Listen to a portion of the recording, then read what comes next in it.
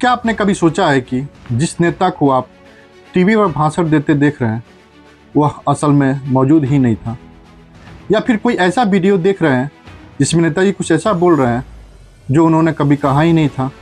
ये कोई science fiction film नहीं है, ये 2026 की कड़वी सच्चाई है।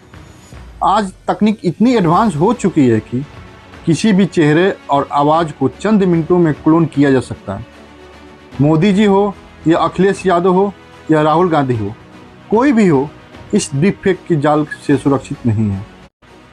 आज हम इस वीडियो में उस खतरनाक खेल को बेनकाब करेंगे जो पर्दे के पीछे से हमारे चुनाव और हमारी सोच को प्रभावित कर रहा है। और अंत में मैं आपको वो 3 तरीके बताऊंगा जिससे आप खुद पहचान सकते हैं कि कौन सा वीडियो असली है और कौन सा एआई का जाल है। नमस्कार साथियों, मैं हूं रितेश कुमार दुबे और आप देख रहे हैं मुद्दा देश का। आज हम बात करेंगे एआई जनरेटेड डिसइंफॉर्मेशन की।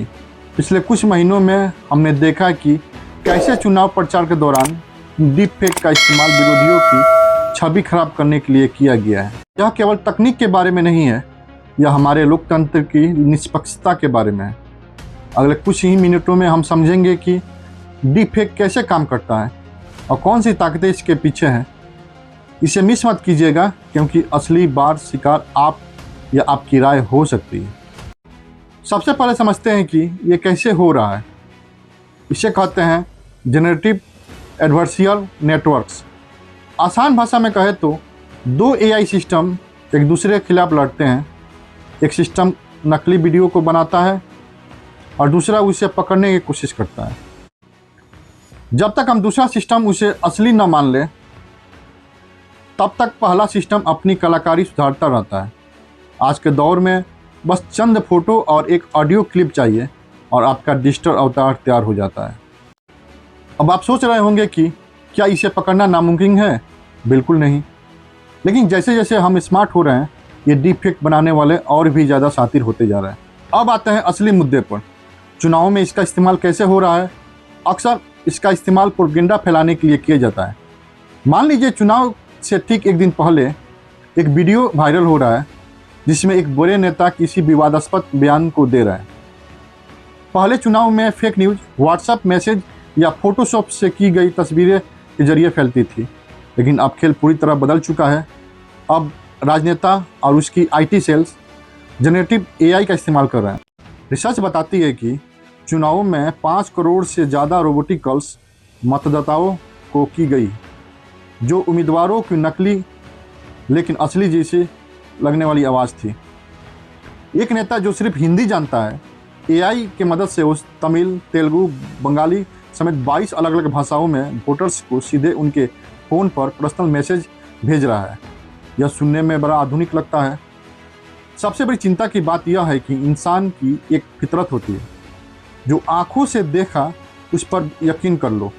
जब हमारे सामने वीडियो सबूत होता है तो हमारा दिमाग उसे सच मान लेता है।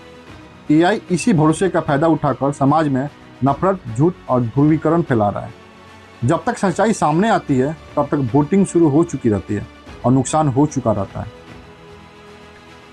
ये सोशल इंजीनियरिंग है, लोगों की भावनाओं के साथ खिलवाड़ करना, चाहे वो मोदी जी का डीप फेक वीडियो हो या राहुल गांधी का डीप फेक वीडियो।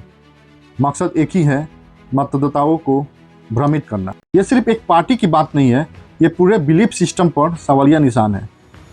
अब वो हिस्सा जिसके आप इंतज़ार कर रहे थे, आप कैसे बच सकते हैं? सबसे पहले वीडियो की आंखों पर गौर करें। एआई अभी भी आंखों को झपकने और पुतलियों की मूवमेंट को पूरी तरह कॉपी नहीं कर पाया है। दूसरा, ऑडियो की टोन को चेक करें। कभी कभी आवाज़ के पीछे एक अजीब सी रोबोटिक या मेटेलिक गूंज आती है। तीसरा, चेहरे के किनारों को देखें, खासकर बाल और कानों के पास, वहाँ अक्सर पिक्सेल फटे हुए दिखाई देते हैं। तथा इसके अलावा हमेशा सोर्स चेक करें, क्या यह वीडियो किसी प्रतिष्ठित न्यूज़ चैनल ने जारी किया है? अगर नहीं तो तुरंत इस पर भरोसा न करें। साथियों, हम एक ऐसे दौर में जी रहे हैं जहां हमें अपनी आंखों पर भी शक करना पड़ता है। अगर आपको लगता है कि जानकारी किसी और काम आ सकती है तो वीडियो को शेयर जरूर करें और चैनल को सब्सक्राइब करना ना भूलें। तथा इसके अलावा नीचे कमेंट में मुझे बताएं, क्या आपने कभी सोशल मीडिया पर कोई ऐसा वीडियो देखा है जिस पर आपको शक हुआ हो, अपनी राय जरूर साझा करें, क्योंकि आपकी जागरूकता ही सबसे बड़ा हथियार है। धन्यवाद। जय हिंद। वंदे मातरम।